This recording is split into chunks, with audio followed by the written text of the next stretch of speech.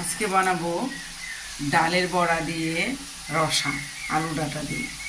এই যে ডাল ভিজিয়ে রেখেছি, এখানে ছোলার ডাল আছে, কিছুটা খেসারি কলাইয়ের ডাল আছে। এই যে ডাঁটা আলু দিয়ে বানাবো। যে আলু আর ডাঁটা কেটে রেখেছি, আলুগুলো চৌকো চৌকো করে কেটেছি, যেন ডাঁটাগুলো একটু ছোট করে কেটেছি সাইজ মতো। আর এই যে শুকনো লঙ্কা আর আদা, এটা বেটে নিব, শিলনোড়ায় বেটে নিব।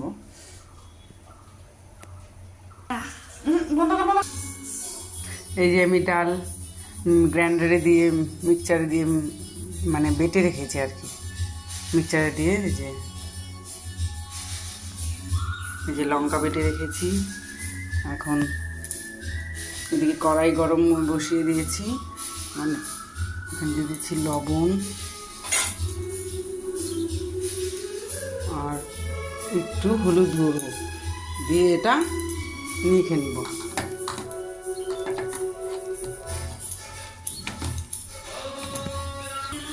কড়াই গরম হয়ে গেছে, এখন কড়াই তেল দিয়ে দিচ্ছি ডালের বড়া ভাজার জন্য।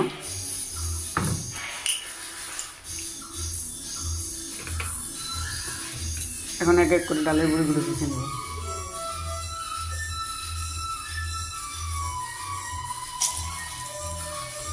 আমি একটু ঘন করে যেহেতু টেক্সচারটা করেছি, যেহেতু আমি আর অন্য কিছু এটার মধ্যে অ্যাড করলাম না, শুধু ডালই রাখলাম। ঘন করেছি তো, কেন অন্য কিছু দিলাম না। এখন আমি উল্টে নিব। এক পাশে উল্টে দিয়েছি, একটু মুচমুচে করে একটু ভেজবো।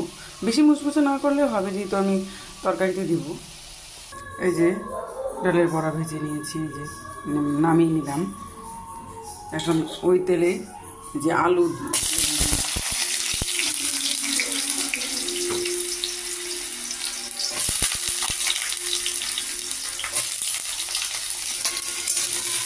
আলুগুলো ভেজে নেব লালচে করে, অল্প লবণ দিয়ে দিচ্ছি।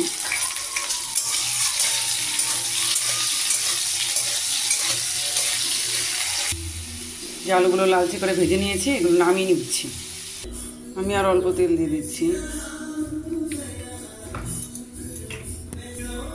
ফোড়নের জন্য দিয়ে দিব শুকনো লঙ্কা, তেজপাতা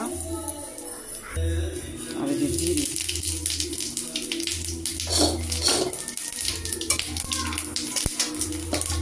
দিয়ে এখন আবার আলুগুলো দিয়ে দিচ্ছি।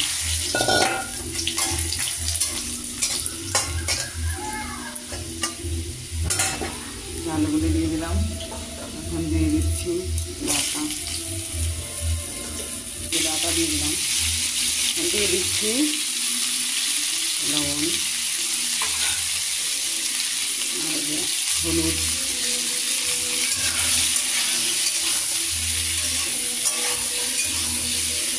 দিয়ে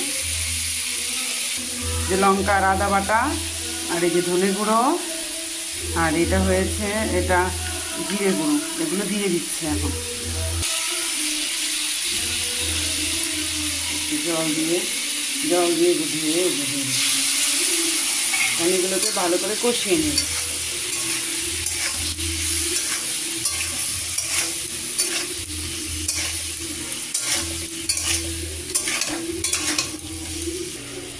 এখন একটু ঢেকে দিচ্ছি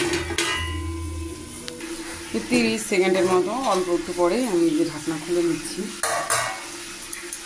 মশলাগুলো একটু সেদ্ধ হয়ে গেছে, এখন কষিয়ে নিব ভালো করে, খুব ভালো করে কষিয়ে নেব।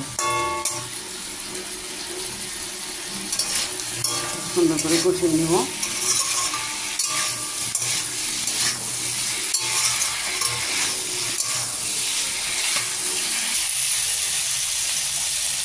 আমি কিছুক্ষণ কষিয়ে নিলাম, প্রায় কষানো হয়ে গেছে। দেখুন মশলা থেকে আমার এই তেল ছাড়তে শুরু করেছে। একবার নাড়া দিয়ে আমি ঝোল দিয়ে দেব। আমি গরম জল দিব। গরম জল আমি করে রেখেছিলাম, পরিমাণ মতো গরম জল দিয়ে দিচ্ছি। দেখুন কি সুন্দর কালার। আমি প্রায় রান্নায় আমি শিলনোড়ায় বেটেই করি, হাতেই বেটি। কি কালারটা দেখুন, ক্যামেরায় তো আসছে না, কিন্তু এখানে কালারটা খুব সুন্দর হয়েছে। আমি আর একটু জল দিয়ে দিলাম। এখন এটা ঢেকে দিব, আলু আর ডাটা যেন সেদ্ধ হয়ে যায়। কিছুক্ষণ ঢেকে তারপরে খুলছি। আঁচটা আমি যে মিডিয়ামে রেখেছি, মিডিয়ামে রাখলাম। 3-4 মিনিট পর ঢাকনা খুলছি আমি, দেখবো সেদ্ধ হয়েছে কিনা। ডাটাগুলি সেদ্ধ হয়নি, ডাটাগুলি যেহেতু মোটা মোটা, সেদ্ধ হতে একটু টাইম নেই। আলু সেদ্ধ হয়ে গেছে, ডাটাগুলো ঝোল ফুটতে ফুটতে ডাটাও সেদ্ধ হয়ে যাবে। যে ডাটাগুলো সেদ্ধ হয়, এখন আমি এই যে ডালের বড়িগুলো দিয়ে দিচ্ছি, আর একটু ফুটিয়ে নিব। ডালের বড়ি দিয়ে ঝোলটা ফুটিয়ে নিব, ফুটিয়ে নিতে দিতে ডাটাও সেদ্ধ হয়ে যাবে সুন্দর, আর একটু ঝোলটাও শুকাবে। একটু পরে ফিরে আসছি আমি। ডাল উঠিয়ে এগুলো একটু ভেঙে ভেঙে দিয়ে দেবো, তাহলে একটু মাখা মাখা হবে, একটু রসা।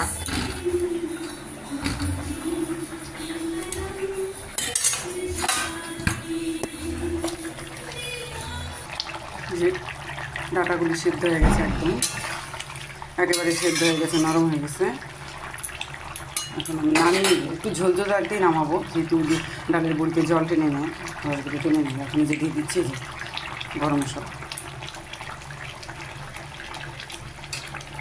গরম মশলা দিয়ে নামিয়ে দিচ্ছি।